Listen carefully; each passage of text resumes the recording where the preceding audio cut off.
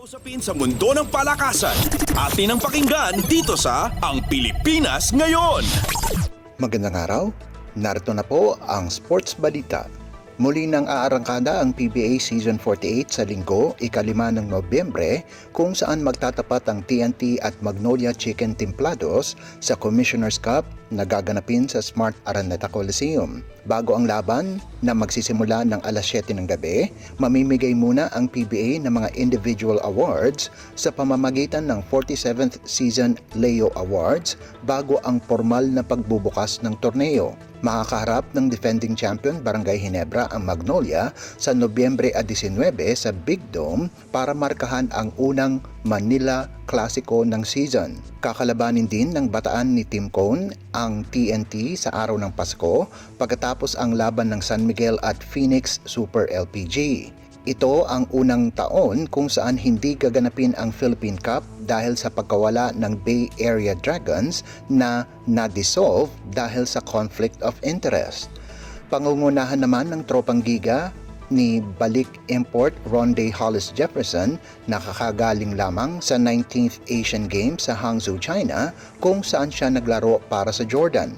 Pinangunahan ng 28 anyos na si Hollis Jefferson ang Jordan sa silver medal sa likuran ng Gilas, Pilipinas na pinangunahan naman ni Justin Brownlee. Makakatapat ni Hollis Jefferson si Tyler Bay na import ng Magnolia at may reputasyon na isang magaling na defensive player. Subalit hindi magiging madali para sa TNT ang laro dahil hindi pa rin makakapaglaro sina Justin Chua at Poy Eram na kasalukuyang nagpapagaling pagkatapos ang kanilang surgery.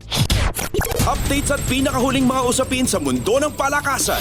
Atin ang pakinggan dito sa Ang Pilipinas Ngayon.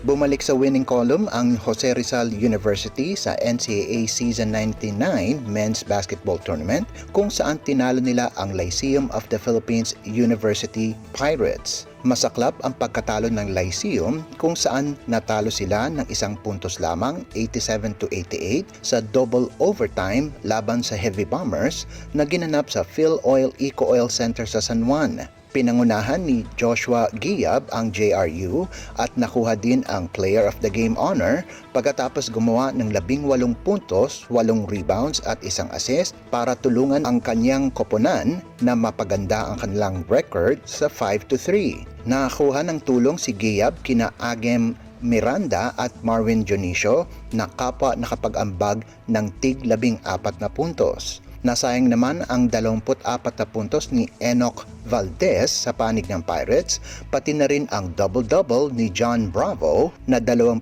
puntos at 10 rebounds. Bumagsak sa 6-3 ang kartada ng Lyceum kung saan natalo sila ng 3 sunod-sunod na laban pagkatapos ang magandang panimula na 6 na magkakasunod na panalo. Updates at pinakahuling mga usapin sa mundo ng palakasan.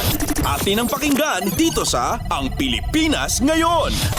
Ginulat ng Akari Chargers ang F2 Logistics Cargo Movers kung saan inabot ito ng 5 sets, 21-25, 25-20, 27-25, 19-25 at 15-8 sa pagpapatuloy ng Premier Volleyball League o PVL Second All-Filipino Conference na ginanap sa Smart Araneta Coliseum. Naging solido ang debut ni Fifi Sharma sa una niyang professional league kung saan nakagawa ito ng 13 puntos kasama na ang 5 blocks at 1 service ace. Sa inaasahan, malaki ang naiambag ni Dindin Manabat at Faith Nisperos para sa Chargers kung saan nakalikom sila ng 19 at 18 puntos ayon sa pagkakasunod na sinapawan ang 26 na puntos na nagawa ni Ivy Lacsina para sa Cargo Movers.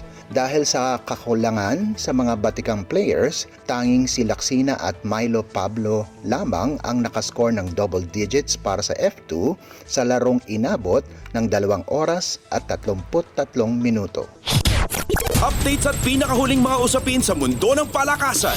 Atin ang pakinggan dito sa Ang Pilipinas Ngayon. At yan ang pinakahuling balita sa larangan ng palakasan. Para sa Radyo Pilipinas World Service, ito po si Leo Magpayo. Magandang araw. Updates at pinakahuling mga usapin sa mundo ng palakasan. Atin ang pakinggan dito sa Ang Pilipinas Ngayon.